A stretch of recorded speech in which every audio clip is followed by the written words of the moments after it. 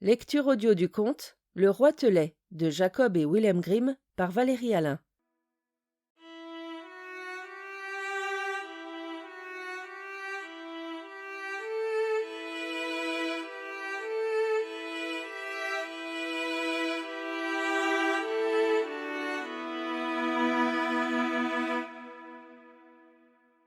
Dans les temps anciens, chaque son avait encore son sens et sa signification propre.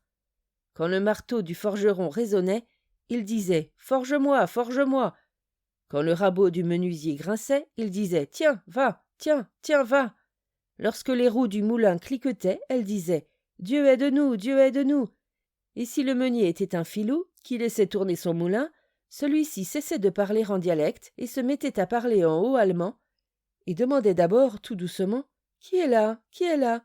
Puis il répondait plus vite, « C'est le meunier, c'est le meunier !» Et enfin il continuait encore plus vite, « Le voleur, il vole hardiment 3/6 au quartier !»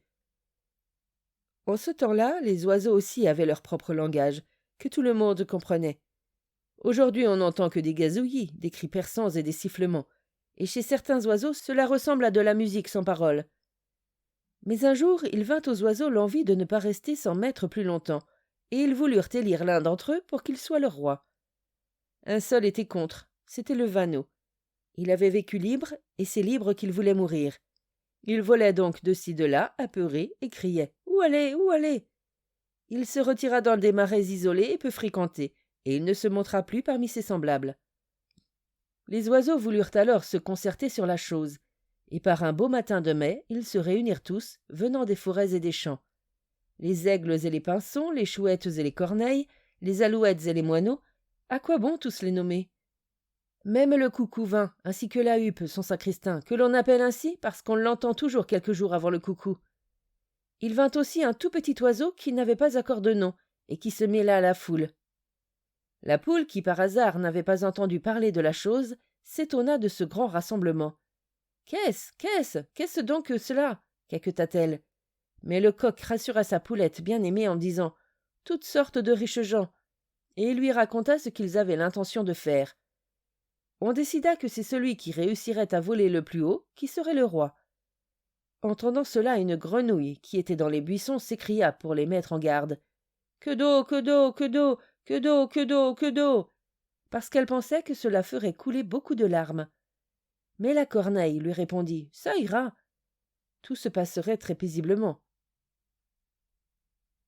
Ils décidèrent donc de s'élever dans le ciel dès ce beau matin, sans plus attendre, afin que personne ne puisse dire par la suite « J'aurais pu voler encore plus haut, mais comme c'était le soir, j'étais à bout de force. » Au signal donné, toute cette nuée d'oiseaux s'élança donc dans les airs. La poussière s'éleva du champ, l'air fut rempli d'un immense frémissement, de sifflements et de battements d'ailes, et on avait l'impression qu'un gros nuage noir passait dans le ciel. Les petits oiseaux restèrent bientôt en arrière, incapables d'aller plus loin, et retombèrent sur le sol.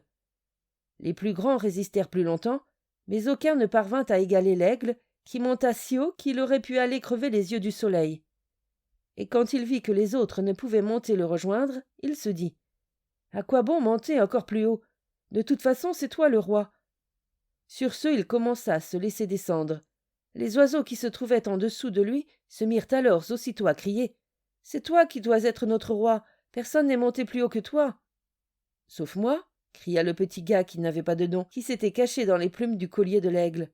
Et comme il n'était pas fatigué, il s'éleva dans le ciel, et il monta si haut qu'il pouvait voir Dieu assis sur son trône. Mais quand il se fut élevé à cette hauteur, il replia ses ailes et les laissa tomber en disant d'une petite voix fine et perçante « C'est moi le roi, c'est moi le roi !»« Toi, notre roi !» s'écrièrent les oiseaux furieux. « Tu as réussi grâce à des ruses et à des manigances. » Ils fixèrent une autre condition. C'est celui qui saurait s'enfoncer le plus profond dans la terre qui serait le roi. Comme l'oie se mit à taper le sol de son large poitrail, comme le coq fut prompt à creuser un trou en grattant le sol avec ses pattes. Mais c'est la cane qui s'en tira le plus mal de tous. Elle sauta dans un fossé, mais elle se tordit les pattes et se dirigea vers la mare voisine en se dandinant et en criant « Tous des fanfarons !»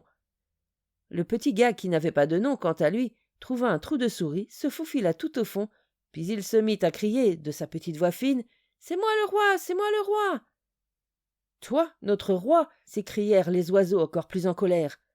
Crois-tu que nous devions accepter tes ruses? Ils décidèrent de le garder prisonnier au fond de son trou et de le laisser mourir de faim. La chouette dut se poster à l'entrée du trou pour monter la garde. Elle ne devait pas laisser sortir ce coquin si elle tenait à la vie. Mais quand le soir fut tombé et que les oiseaux commencèrent à sentir la fatigue des efforts qu'ils avaient faits pour voler, tous rentrèrent se coucher avec femme et enfants. Seule la chouette resta à l'entrée du trou de souris, ses grands yeux regardant fixement à l'intérieur. Mais entre-temps, la fatigue la gagna, elle aussi, et elle se dit « Tu peux tout de même bien fermer un œil, puisque tu continueras de monter la garde avec l'autre, afin que ce petit vaurien ne sorte pas de son trou. » Elle ferma donc un œil, fixant de l'autre œil le trou de souris. Le petit gars passa la tête à l'extérieur et voulut s'échapper, mais la chouette vint se placer juste devant l'entrée, si bien qu'il rentra aussitôt sa tête.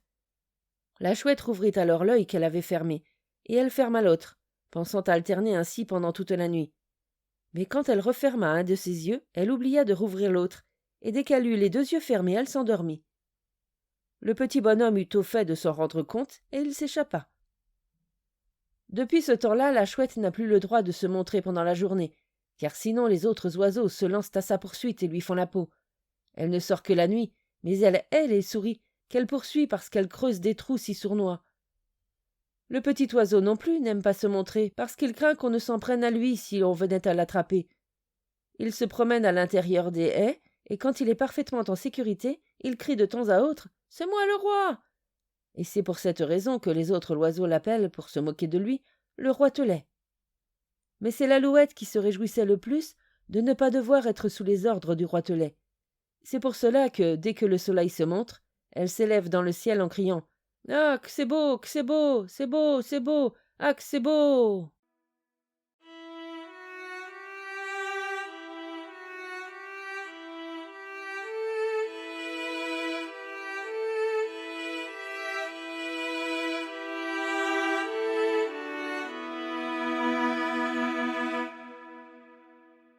Fin de la lecture du conte Le Roitelet.